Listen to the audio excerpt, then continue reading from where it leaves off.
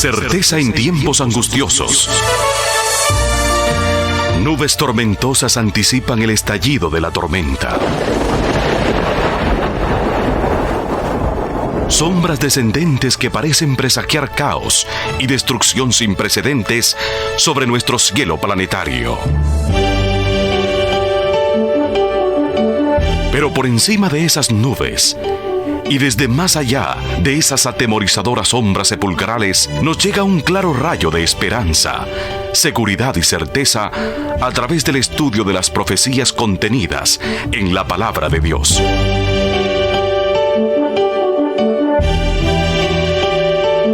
Escuche la autorizada palabra del Dr. Humberto Raúl Treyer en un mensaje de valor y esperanza, porque hay luz más allá de las densas tinieblas descendentes.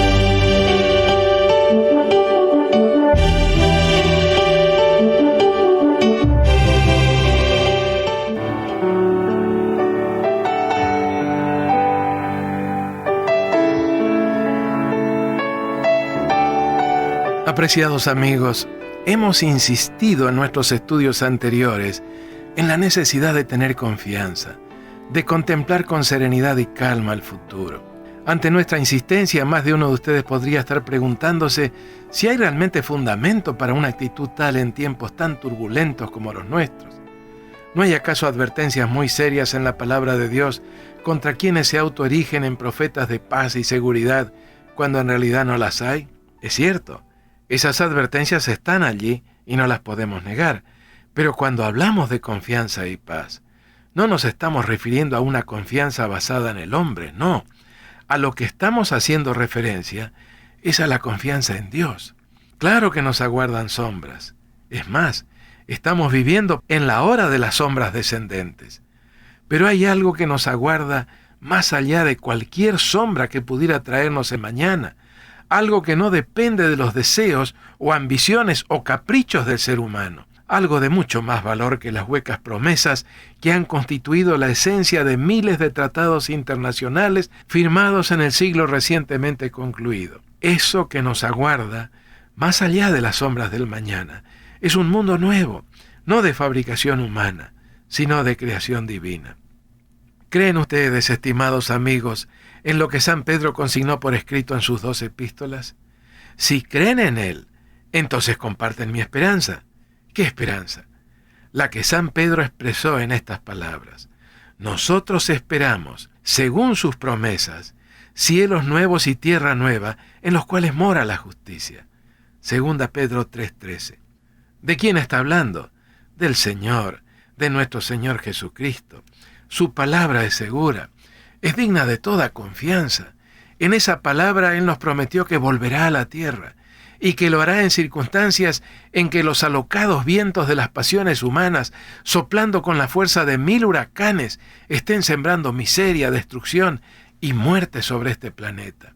En esas circunstancias, Jesús volverá y lo hará para crear cielos nuevos y tierra nueva. ¿Cuándo? Más allá de las nubes tormentosas, pero pronto, muy pronto. En síntesis, mis amigos, las cosas no van a mejorar en un futuro inmediato, irán de mal en peor. Pero más allá del turbión que se avecina, nos aguarda a quienes creemos en sus promesas un maravilloso futuro de paz, seguridad y felicidad eternas. ¿Una quimera más? No se trata de especulaciones propias de una imaginación desbordante. Se trata de una certeza que tiene la inmutabilidad de Dios como garantía. Retrocedamos ahora, una vez más, a aquellos significativos tiempos de las postrimerías del siglo VII a.C., tiempos en que el escenario de nuestro planeta ofrecía un espectáculo extraordinario de cambios rápidos e insospechados. ¿Recuerdan lo que repasamos juntos en nuestro último tema? Asiria, el imperio que tanta sangre humana había derramado, llegó a un irreparable ocaso en el año 612 a.C., cuando su capital, Nínive, fue destruida por completo. El vacío de poder creado por su eclipsamiento, que en un primer momento había traído en forma incontenible a varias de las naciones de aquellos días, había sido finalmente llenado por el surgimiento del imperio caldeo o neobabilónico. A ese imperio, cuyos arquitectos ideológicos y militares fueron Nabopolassar, el padre, y Nabucodonosor, su hijo, los historiadores lo denominan como el primer imperio universal. En esas circunstancias, cuando una nueva forma política, que habría de predominar durante aproximadamente un milenio, hacía su aparición, el Dios de la vida y de la historia decidió acercarse al primer emperador universal para invitarlo a cooperar con él. Y ese Dios, nuestro maravilloso Dios, decidió acercarse a Nabucodonosor mediante un pequeño grupo de sus representantes, muchachos de apenas unos 18 años de edad.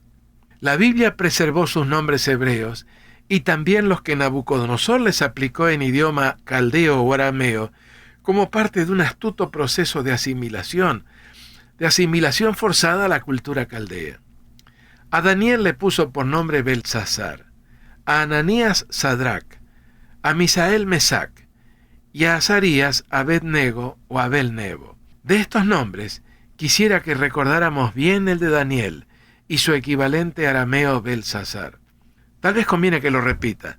Daniel o Beltsasar es una y la misma persona. En nuestro tema anterior mencionamos, y por eso no lo repetiremos ahora en detalle, cómo estos jóvenes fueron violentamente arrancados de sus hogares cuando Jerusalén cayó bajo el embate de las tropas babilónicas, y cómo fueron llevados como rehenes a tierras del Éufrates. Vimos también cómo, en lugar de una vida de cautiverio y privaciones, se les concedió una generosísima beca para completar sus estudios terciarios en la Universidad de Babilonia. Y cómo decidieron no abandonar sus principios de vida, prefiriendo una dieta vegetariana y agua a la comida de la cocina real y el vino del rey. Y juntos también, con la documentación proporcionada por Daniel capítulo 1, pudimos comprobar los excelentes logros académicos alcanzados por estos jóvenes y que marcaron un verdadero récord de calificaciones en la historia de la educación babilónica. No fue de balde que el rey, quien presidió en persona al tribunal examinador, los incorporara de inmediato al grupo de sus consejeros y ayudantes. A manera de un paréntesis, permítasenos un corto comentario. Lo que estamos repasando juntos no es una fabricación imaginaria o un ilusorio cuento de hadas, no. Es una emotiva página de la historia de la humanidad en la que se ilustra el resultado que siempre acompaña a la obediencia a las leyes de Dios. Reconozco que hay eruditos que rechazan la historicidad de esta página bíblica, relegándola a la categoría de una leyenda piadosa. Pero yo la acepto, no solo como auténtica, sino también como histórica. Aunque estoy en condiciones de comprobar su autenticidad y su historicidad, condiciones que se exigen de todo documento histórico como prueba de su validez, ahorraré a mis amables oyentes, en bien de la continuidad del relato, detalles demasiado especializados. Avancemos pues al capítulo 2 del libro de Daniel, capítulo sumamente significativo, en cuyas enseñanzas Dios dejó establecida para siempre la verdadera filosofía de la historia, el verdadero significado de todo el quehacer histórico. Muy poco tiempo después de aquel memorable examen, y de la graduación consiguiente de estos jóvenes, y cuando éstos, ya en posiciones administrativas de responsabilidad y prestigio, comenzaban a respirar con mayor alivio, se produjo un hecho totalmente inesperado, que bien podría haber terminado en catástrofe para ellos. Así habrían sido las cosas, a no dudarlo, si el Dios en quien confiaban no hubiera estado dirigiendo las circunstancias. ¿Qué fue lo que ocurrió? Babilonia estaba en camino a la cúspide de su poder, y su dominio político y militar llegaba a los confines del mundo conocido. Su joven rey Nabucodonosor, capaz e impetuoso, prometía logros todavía mayores que los ya consagrados por su afamado padre, Nabopolassar. Cierta noche, en la que el dinámico emperador estaba meditando en la estrategia del futuro, varios interrogantes serios se suscitaron en su mente. ¿Qué pasaría con Babilonia cuando él muriera? Es que a pesar de su juventud, su activa participación en los combates al frente de sus tropas hacía que esa posibilidad no fuera tan remota como aparecía a primera vista. ¿Qué harían sus sucesores en el gobierno? ¿Permanecería Babilonia para siempre como eran el sueño y la ambición del rey? o sufriría un colapso similar al que había experimentado la poderosa Nínive tan solo una década antes. Con estos pensamientos bulliéndole intensamente en la cabeza, intranquilo por no poder disponer de respuestas certeras, el rey demoró en conciliar el sueño. Y mientras dormía, tuvo un sueño impresionante. Al despertar muy temprano en esa madrugada del año 602 a.C., captó perfectamente que no se trataba de un sueño común.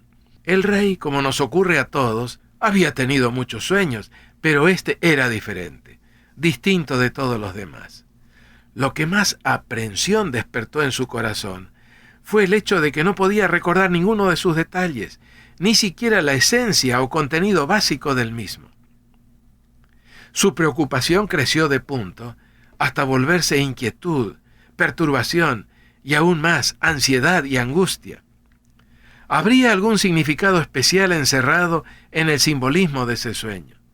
Si así fuera, ¿cómo hacer para recuperarlo ya que seguía sin recordarlo? Era todavía de madrugada, pero el rey decidió no esperar más. Seguramente sus sabios y sus consejeros, sus ministros de Estado y los líderes religiosos del imperio podrían ayudarlo en la emergencia.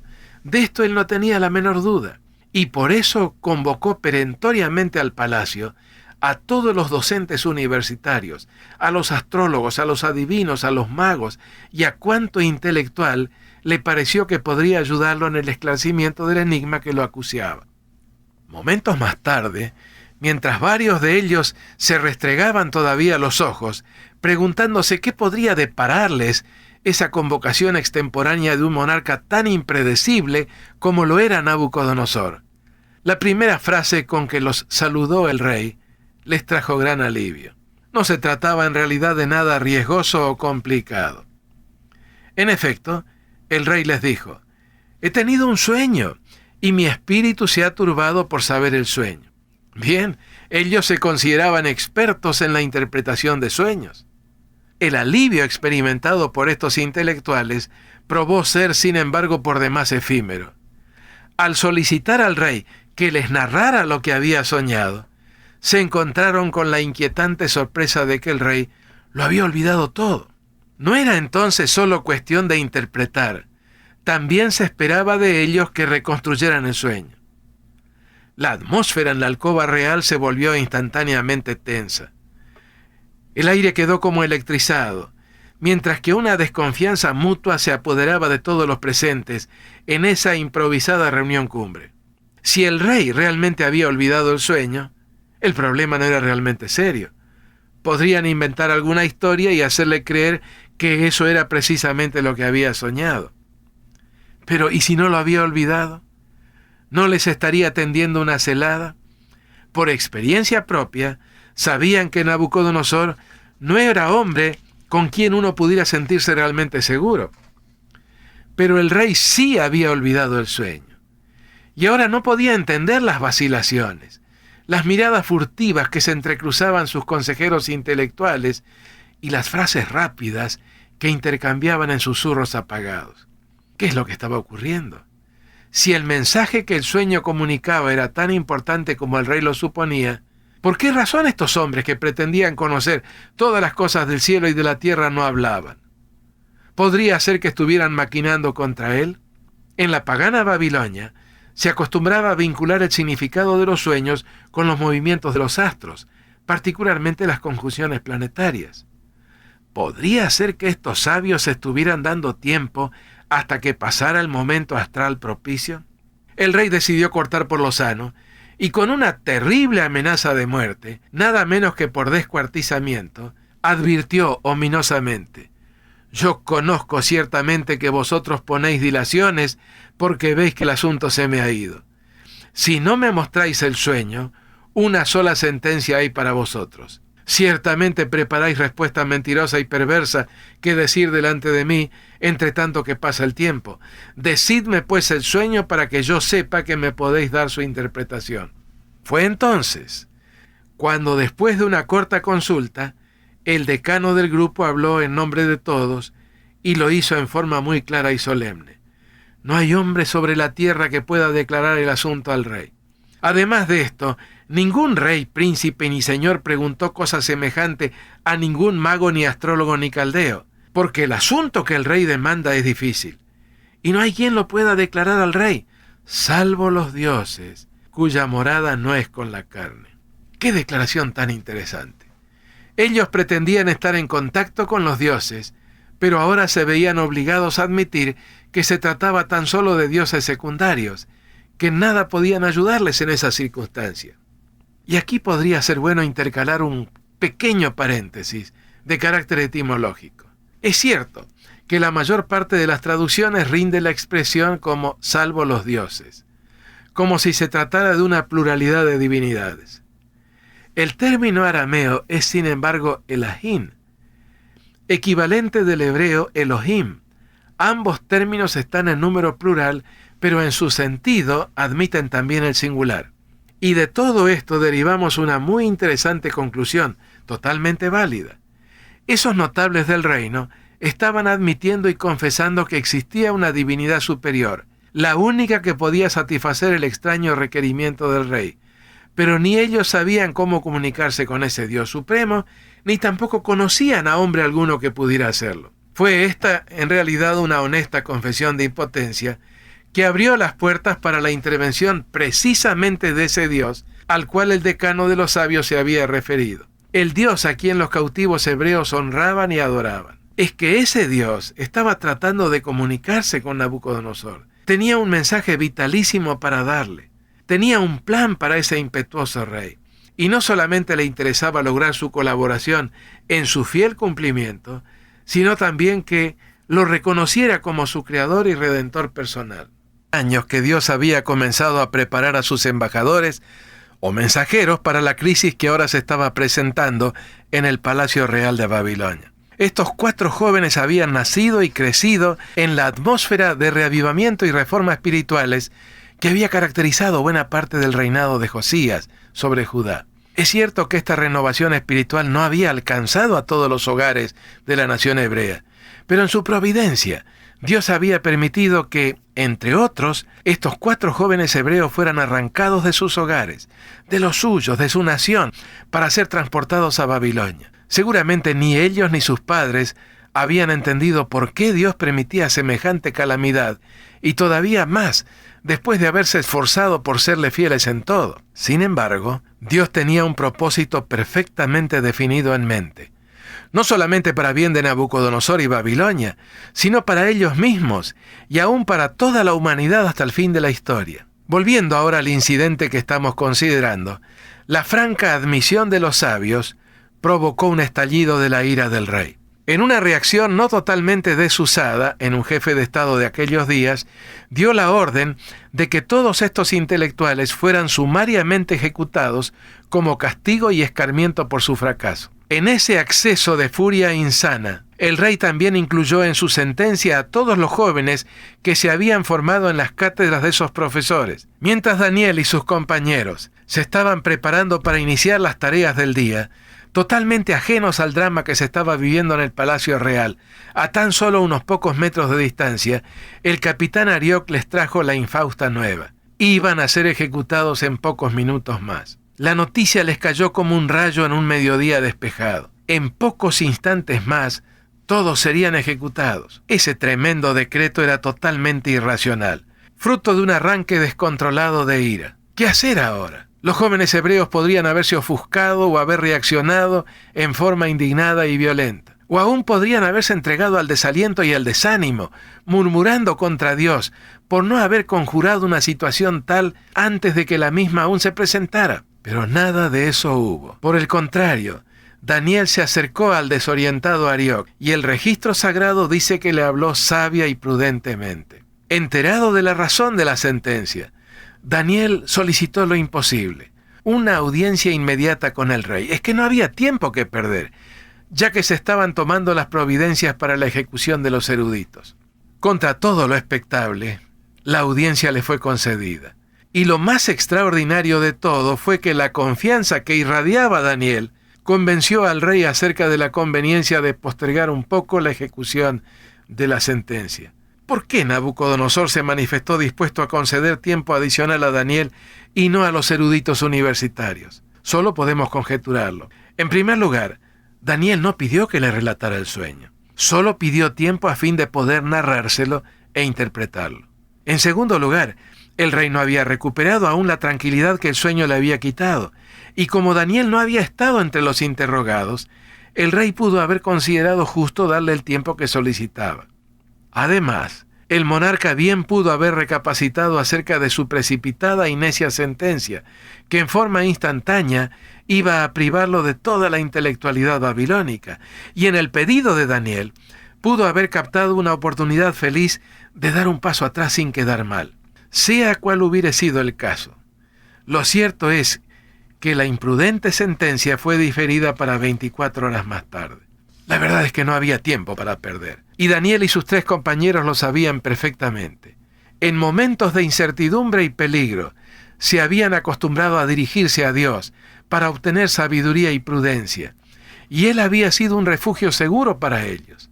En esta nueva emergencia, de la que ellos mismos no eran responsables, con corazón humilde y poderosa fe acudieron a Él como la fuente de toda luz y conocimiento. Si Dios había sido el autor de ese sueño que tanto estaba perturbando al rey, su mano de amor seguramente se manifestaría en esta peligrosa contingencia. Y no rogaron en vano.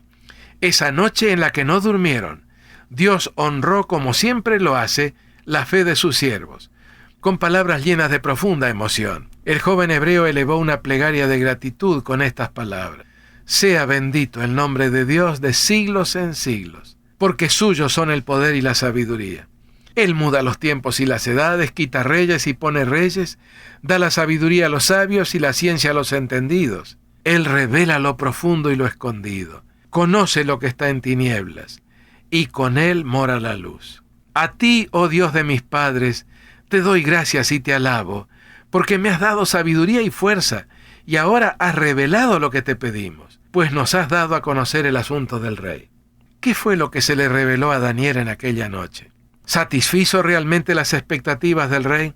¿En qué medida ese mensaje profético podría proporcionarnos alguna orientación a nosotros, a 25 siglos de aquel incidente? ¿Le reveló Dios realmente el futuro al joven monarca? ¿Demuestra la historia que esa fue una revelación confiable? La respuesta a estos y otros interrogantes similares, apreciados amigos, será el contenido de nuestro próximo tema.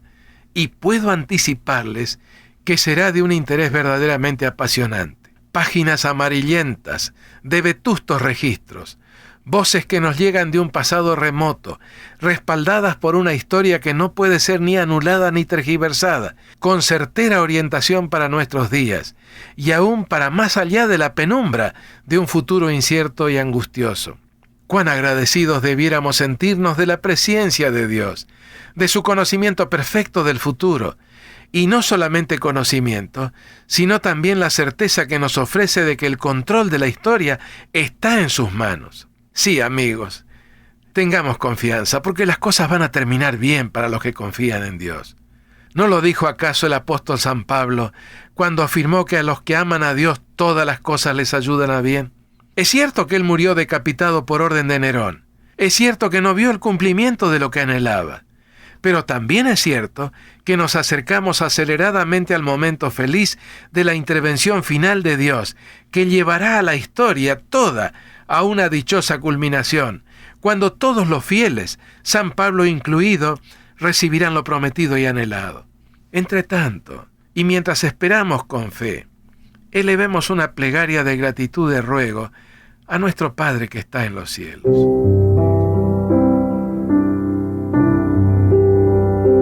Nuestro Dios y Redentor, una vez más queremos agradecerte por haber revelado el futuro a tus hijos. Gracias por la maravillosa certeza que esa revelación nos otorga a quienes vivimos en estos tiempos angustiosos. Gracias por el gran privilegio de ser felices en ti, en el nombre de tu amado Hijo Jesús. Amén.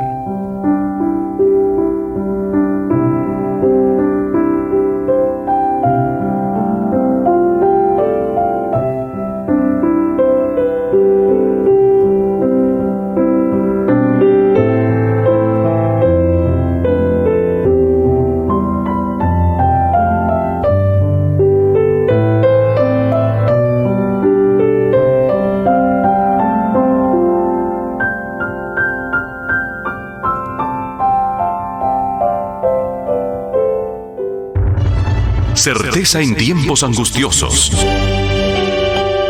Muchas gracias, estimados oyentes, por sintonizar este mensaje basado en el contexto victorioso que las profecías disciernen y señalan en la Sagrada Biblia.